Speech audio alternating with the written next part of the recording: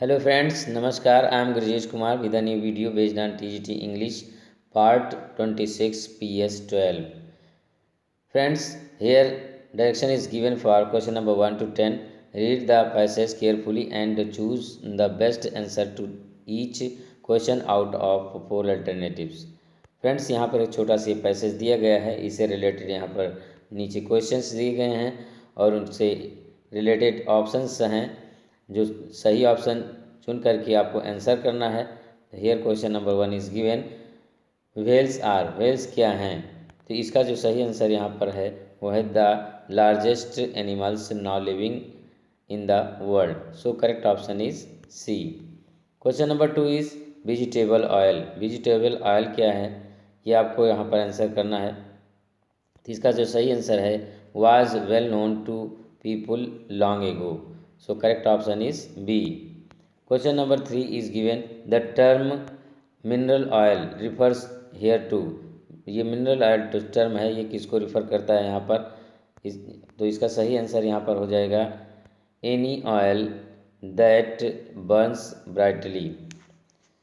So correct option is D. Question number 4 is oil burning lamps क्या हैं? ये आपको यहाँ पर आंसर करना है। तो इसका जो सही आंसर दिया गया है वो है are used by large number of people although not so many as previously. So correct option is D.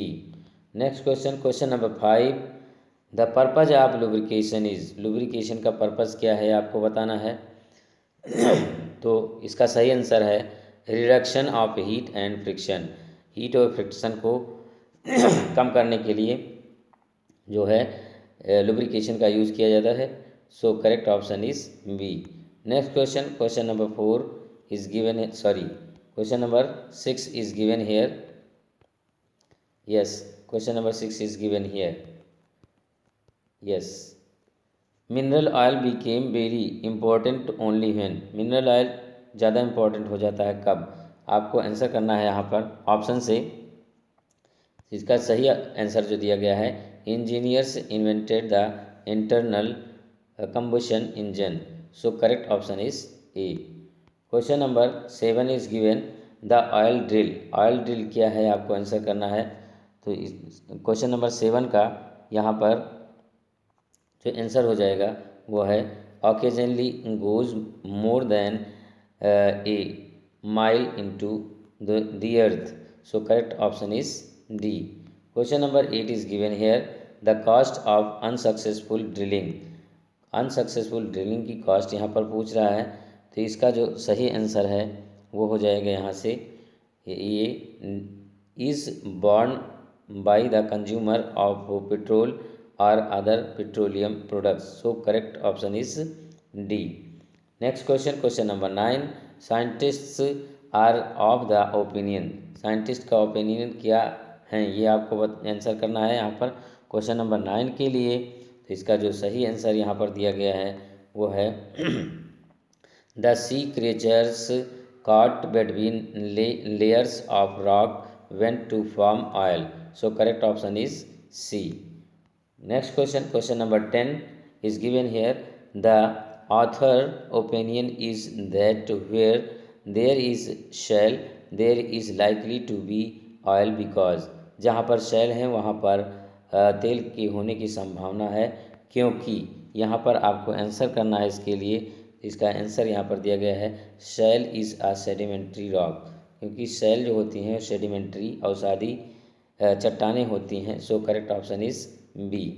Question number 11 is given here, a dash is a small descriptive poem in which the machinery and conventions of epic proper are used in the treatment of previous themes. Friends, ये क्वेश्चन जो है literary term पर base है। यहाँ पर आपको बताना है कि जो स्मॉल डिस्क्रिप्टिव होता है किसी पोएम का, उसमें मशीनरी और कन्वेंशन जो यूज़ किए जाते हैं उनके लिए कौन सा यहाँ पे फ्रेज सही होगा। तो यहाँ पर ये जो दिया गया है ऑप्शन ए, ये तो सही नहीं है। इसके और ऑप्शन देखते हैं इधर से। Yes, remaining options are given here. Yes, remaining options are given here. B दिया गया है बैलेट, और सी दिया गया है मॉक एपिक, डी दिया गया है नन ऑफ दीज। तो ये जो क्वेश्चन दिया गया है उसके लिए ये बैलेट आंसर होगा। So correct option is B. Question number 12, Wordsworth has expressed his views on transmigration of soul in his poem. Wordsworth ने अपने किस पोएम में ट्रांसमाइग्रेशन ऑफ सोल का जो है वर्णन किया है या इसके बारे में बताया है, ये आपको बताना है। ऑप्शंस इसके दिए गए हैं। A the prelude, B ode to Dolly, C ecclesiastical sketches, D दिया गया है ode on the intimations of immortality. तो इसका सही आंसर यहाँ पर है ode on the intimations of immortality. So correct option is D. Question number 13 is given hair.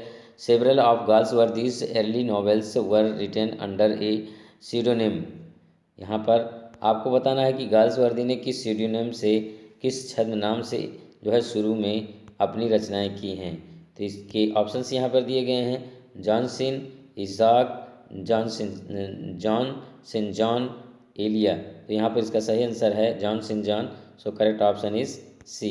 Question number 14, a verse form using stanza of 8 lines each with 11 syllables is known as. Friends, ये भी literary term से question पूछा गया है कि 8 line का जो stanza होता है, जो जिसमें कि 11 सिलेबल्स होते हैं, उसको क्या कहा जाता है। तो यहाँ पर इसका सही आंसर है ओटेवा रिमा, ये होता है। So correct option is C. Question number 15 is given here. What is the common point of Macbeth and Othello. Macbeth और ओथेलो में कॉमन पॉइंट क्या होता है।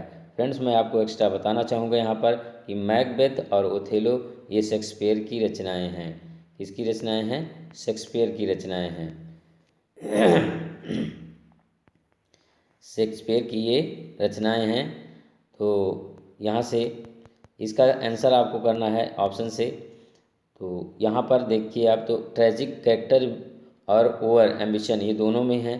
तो इसका जो सही आंसर हो जाएगा वो हो जाएगा ऑप्शन सी से। Question number 16, Elizabethan age is marked with. Elizabethan age जो है वो किससे मार्क किया जाता है। तो इसका आपको आंसर करना है 16 के लिए। क्वेश्चन नंबर 16 का जो सही आंसर है वो हो जाएगा यहाँ से adventurous spirit best expression in drama. So both and A and B are correct. So correct option is D.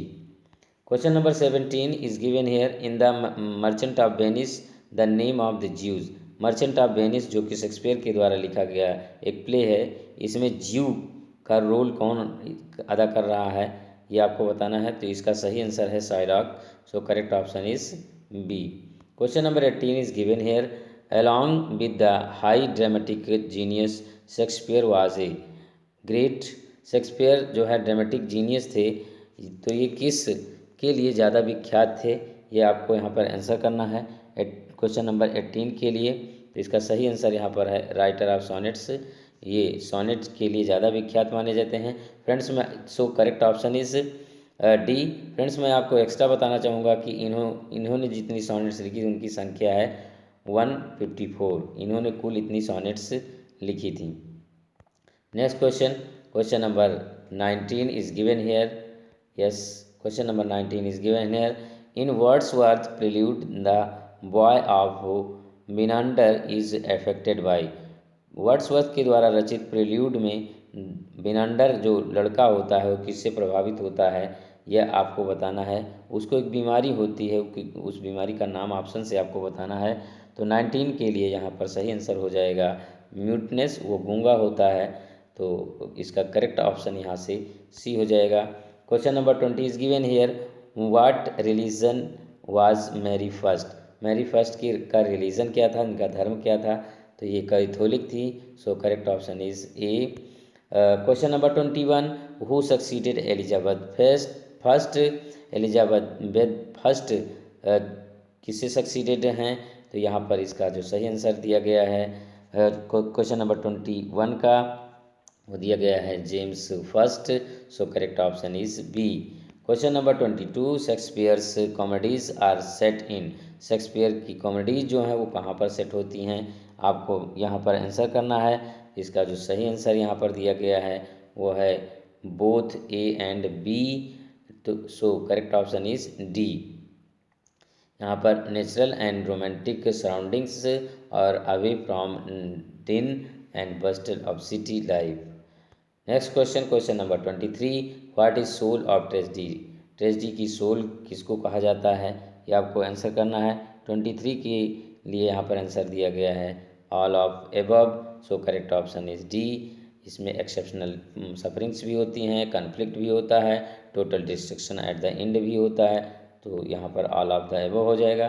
Question number 24, his life was gentle and the elements so mixed in him that nature might stand up and say to all the world, this was a man. Who is the speaker and about whom is this spoken? इस ये जो line यहाँ पर दी गई हैं, इन lines को कौन कहता है और किसके विषय में कहता है, यहाँ पर आपको बताना है। क्वेश्चन नंबर 24 के लिए यहाँ पर ऑप्शंस दिए गए हैं। ए दिया गया है Enobarbus on Antony, Brutus on Caesar, Cleopatra on Antony, और डी दिया गया है मार्क एंटोनी ऑन सीजर। तो इसका करेक्ट आंसर है Mark Antony on Caesar. So correct option is D. Question number 25 is given here, by what name was the exchange of Venice known. यहाँ पर Venice जो स्थान है ये किस रूप में और जाना जाता है, ये आपको आंसर करना है। तो इसका सही जो आंसर है वो है Rialto. So correct option is B. Question number 26, the term theatre of the cruelty was coined by. ये टर्म जो यहाँ पर दिया गया है थिएटर ऑफ क्रुएल्टी, ये किसके द्वारा कॉइन किया गया है, ये आपको आंसर करना है। तो 26 का जो सही आंसर है वो है Antonin Artaud. So correct option is B. Next question, question number 27 is given here as. Question number 27 is the restoration comedy has been criticized mainly for its. Restoration comedy जो है मुख्य रूप से किसके लिए आलोचित है, ये आपको आंसर करना है। 27 का जो यहाँ पर सही आंसर है वो यहाँ पर दिया नहीं गया है, आगे ऑप्शंस दिए गए हैं, ये तो सही नहीं है। आगे ऑप्शंस हैं इसके yes, options are ahead, yes. Question number 7 के शेष ऑप्शंस यहाँ पर हैं। बी दिया गया है बिटर, सटायर एंड क्रिटिसिज्म, साइनिसिज्म। सी दिया गया है इंडेसेंसी एंड परमिसिवनेस, और डी दिया गया है सुपरफिशियल रिफ्लेक्शन ऑफ सोसाइटी। तो इसका जो सही आंसर है यहाँ पर 27 का वो दिया गया है इंडेसेंसी एंड परमिसिवनेस, ये इसका answer. So correct option is C. Question number 28, the first tragedy written in English. English में पहली ट्रेजेडी कौन सी लिखी गई थी, ये आपको बताना है। 28 के लिए इसका आंसर है गार्बोडक।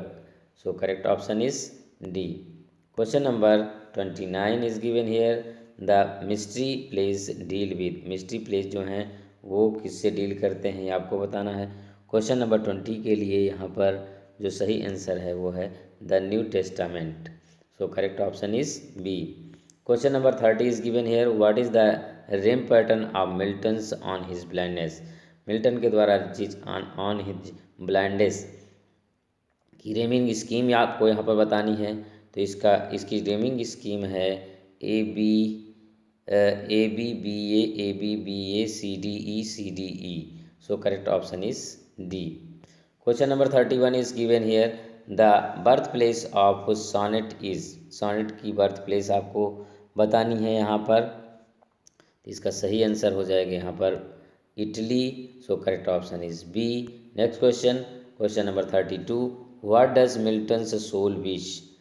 मिल्टन की आत्मा क्या कामना करती है, ये आपको बताना है ऑप्शन से। इसके ऑप्शंस यहाँ पर दिए गए हैं 32 के। सही आंसर है इसका to serve God by writing great poetry. So correct option is D. Question number 33। The term egotistical sublime was coined by. ये टर्म किसके द्वारा का जो है कॉइन किया गया है? ईगोटिस्टिकल सब्लाइम, ये आपको बताना है। 33 का जो सही आंसर है वो यहाँ पर दिया गया है John Keats. So correct option is B. Next question, question number 34। In a poem a line में either be end stopped or. किसी पोयम में इंड और स्टॉप्ड लाइन जो होती है उसको क्या कहा जाता है? लिटरेटम से क्वेश्चन है, इसको कहा जाता है run on. So correct option is D.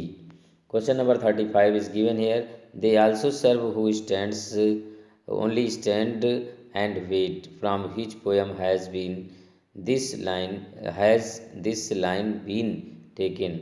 ये टर्म जो है they also serve who only stand and wait, ये लाइन किस पोयम से ली गई है आपको बताना है यहाँ पर। तो फ्रेंड्स इसके यहाँ पर ऑप्शंस दिए गए हैं। ऑन हिज ब्लाइंडनेस इसका सही आंसर है जो कि मिल्टन के द्वारा लिखा गया है और इस सो करेक्ट ऑप्शन इज सी।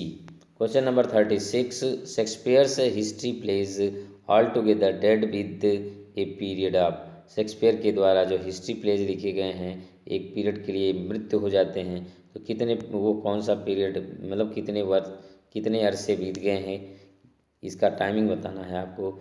इसका जो सही आंसर है वो है 350। So correct option is D. Question number 37। Who is the writer of essays on Milton? Essays of Milton की राइटर का नाम यहाँ पर आपको बताना है। ऑप्शंस दिए गए हैं। A Macaulay, B Carlyle, C Charles Reade, D Mrs Gaskell. तो यहाँ पर सही आंसर आपको 37 का बताना है। तो यहाँ पर मैकॉली ये सही आंसर है। So correct option is A. Next question, question number 38 is given hair. Yes, this question is ahead. Yes, 38 is given here. Yes. In William Shakespeare drama Hamlet, who said this? A dream itself is but a shadow. Dream जो स्वप्न होता है स्वयं की परछाई होता है। ये विलियम शेक्सपियर की ड्रामा हैमलेट की बात है।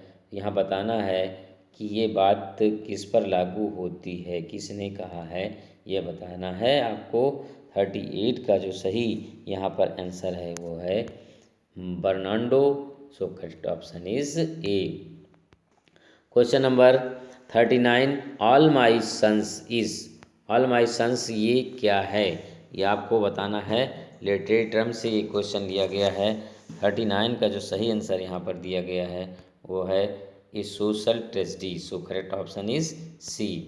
Question number 40। Who is Milton's on his blindness is believed to serve God best. Milton की ऑन हिज ब्लाइंडनेस में कौन है जो गॉड की सेवा के लिए सर्वोत्तम है? तो 40 का जो सही आंसर यहाँ पर दिया गया है वो है one who bears his burden best. So correct option is A. Question number 41। The opening 16 lines of Paradise Lost comprise.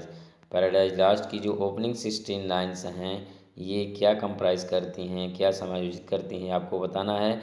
41 के लिए यहाँ पर सही आंसर हो जाएगा one sentence. So correct option is A. Question number 42। Heroic quadrant क्या है ये आपको बताना है। 42 का जो सही आंसर यहाँ पर दिया गया है वो है 4 line stanza in iambic pentameter. So correct option is C. Question number 43। Aside क्या है ये आपको बताना है। लिटरेरी टर्म से क्वेश्चन है। तो 43 के लिए जो सही आंसर यहाँ पर दिया गया है वो है यहाँ पर is a short speech not suppose to be heard by other characters on the stage or the audience। Aside जो होता है एक शॉर्ट स्पीच होती है जो कि जो कैरेक्टर स्टेज पर होते हैं उनके द्वारा सुनी नहीं जाती है। So correct option is D. Question number 44 is given here, identify the speaker of the following line. नीचे कुछ लाइन दी गई हैं, इसकी स्पीकर का नाम आपको यहाँ पर पहचानना है। What thou wouldest highly, that thou wouldest holily, would not play false, and it wouldest wrongly win। इस लाइन को कौन बोलता है ये आपको यहाँ बताना है। तो इसके ऑप्शंस दिए गए हैं, Macbeth, lady Macbeth, sorry lady Macduff, Macduff, lady Macbeth. यहाँ पर 44 के लिए सही आंसर हो जाएगा लेडी मैकबेथ, जो कि मैकबेथ की वाइफ होती है। So correct option is D.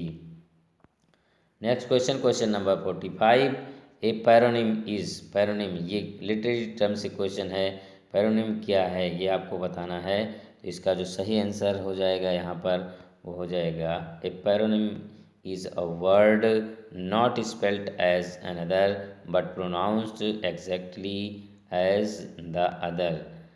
पैरोनिम जो होता है ये स्पेलिंग में एक समान नहीं होता है लेकिन बोला जाता है एक जैसा, तो इसको पैरोनिम कहा जाता है। तो इसका जो करेक्ट ऑप्शन है यहाँ पर डी है। Next question, question number 46 is given here as. 46 is given here, diction means. ये भी लिटरेरी टर्म से क्वेश्चन है, डिक्शन का मतलब आपको बताना है। तो इसका जो सही आंसर है वो है syntax and word order. So correct option is D. Question number 47 is given here, arrange the following parts of the plot of tragedy in chronological order. यहाँ पर आपको ये जो वर्ड दिए गए हैं इसको क्रोनोलॉजिकल ऑर्डर में करना है। वर्ड हैं climax, catastrophe, exposition, falling action, rising action. यहाँ पर ऑप्शंस इसके दिए गए हैं। तो इसका जो सही क्रम है वो है 3, 5, 1, 4, 2। सो करेक्ट ऑप्शन इज डी। यानी कि यहाँ पर सबसे पहले आएगा एक्सपोजिशन, फिर आएगा राइजिंग एक्शन, फिर आएगा क्लाइमैक्स और फिर होगा फॉलिंग एक्शन और लास्ट में होगा catastrophe. Question number 48, the Prelude although begun as early as 1799 and finished in its first version in 1805 was not published until। Prelude जो कि वर्ड्सवर्थ के द्वारा लिखा गया है ये कब पब्लिश हुआ था ये आपको बताना है, क्योंकि यहाँ पर ये फिनिश हुआ था 1805 में। यहाँ पर इसके पब्लिकेशन की डेट आपको बतानी है, तो यहाँ पर ये दिया गया है 1850। सो correct option is D. Question number 49, who said. यहाँ पर कुछ लाइन दी गई है, ये लाइन किसने कहा है। लाइन है, there is no essential difference between the language of prose and that of the metrical composition. ये लाइन किसने कहा है ये आपको बताना है। 49 का जो आंसर हो जाएगा यहाँ पर वो हो जाएगा Wordsworth. So correct option is A. Question number 50, poetry is emotions recollected in tranquillity was said by.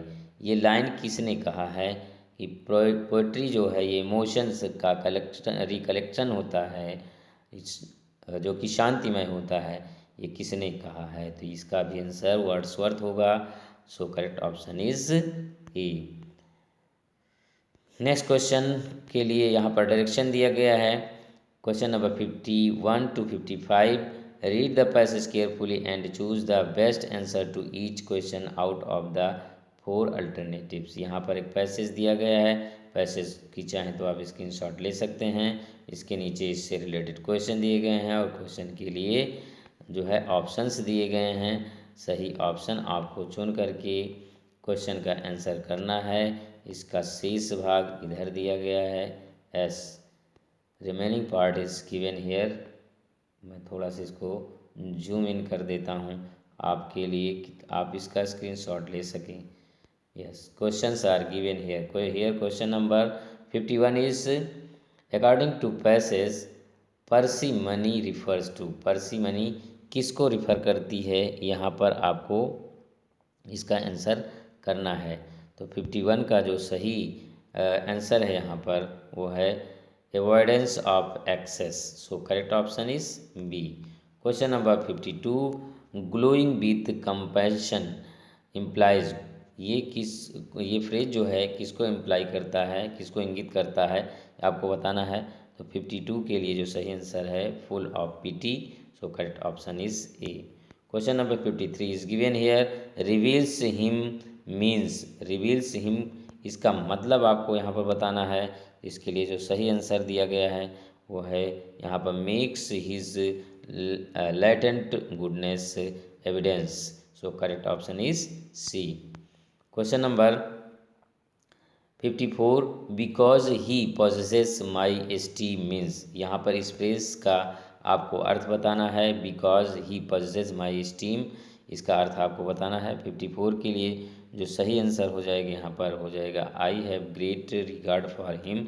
So correct option is B. Question number 55 is given here humorist has been used for. Humorist word किसके लिए use किया गया है, यहाँ पर आपको बताना है।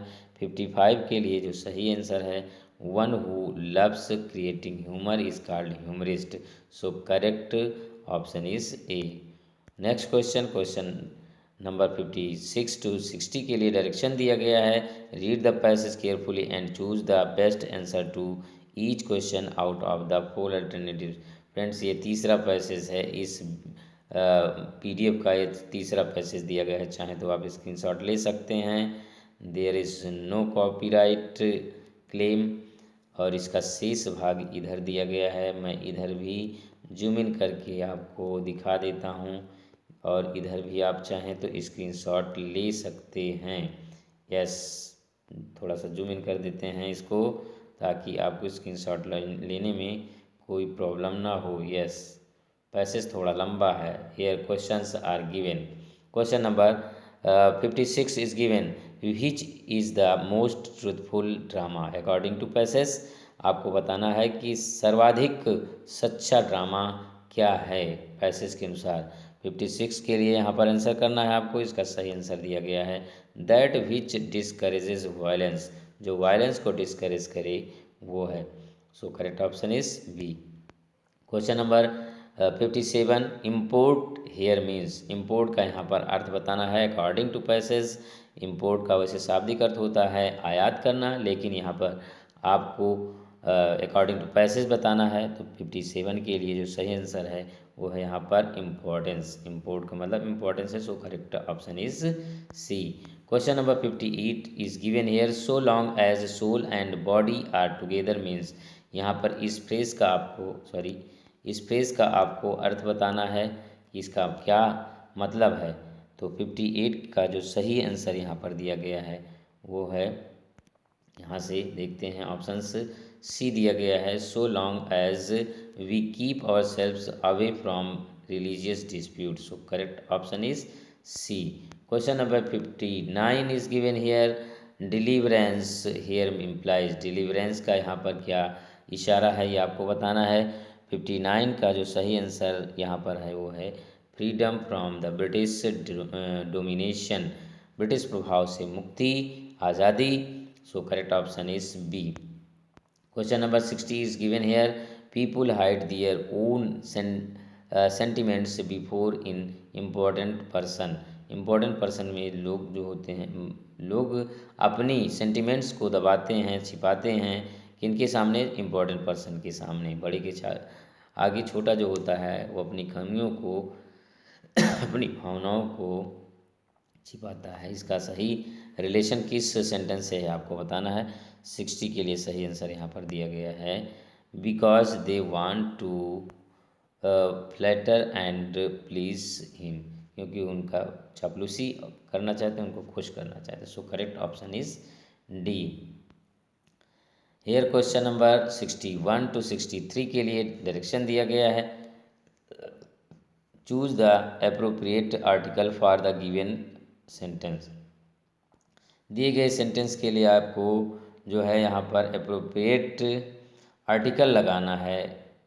सेंटेंस दिया गया है, dash report was filed in dash neighbouring police station where the incident had occurred. यहाँ पर दो खाली स्थान दिए गए हैं आर्टिकल भरने के लिए। 61 का जो सही यहाँ पर आंसर है वो है डी, ए, और यहाँ पर ए फिल करेंगे और यहाँ पर द फिल करेंगे। सो करेक्ट ऑप्शन इज डी। 61 में जो है हो जाएगा। फ्रेंड्स, थोड़ा सा आपको यहाँ पर एक्सप्लेन करना चाहूँगा। यदि वाक्य में सिंगुलर काउंटेबल नाउन की चर्चा पहली बार हो तो इंडेफिनिट आर्टिकल ए का प्रयोग किया जाता है, लेकिन यदि चर्चा फिर से दोबारा की जाए तो डेफिनिट आर्टिकल द का यूज़ किया जाता है। फ्रेंड्स, आज के वीडियो में बस इतना ही। नेक्स्ट वीडियो में नेक्स्ट पार्ट लेके मैं फिर हाजिर हो जाऊंगा आपके लिए। अगर वीडियो आपको अच्छी लगती है तो आप प्लीज़ लाइक करो, नहीं अच्छी लगती है तो डिसलाइक करो।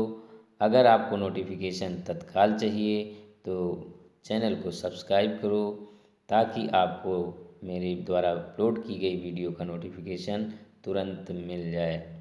Thank you for watching this video. Wait for next part.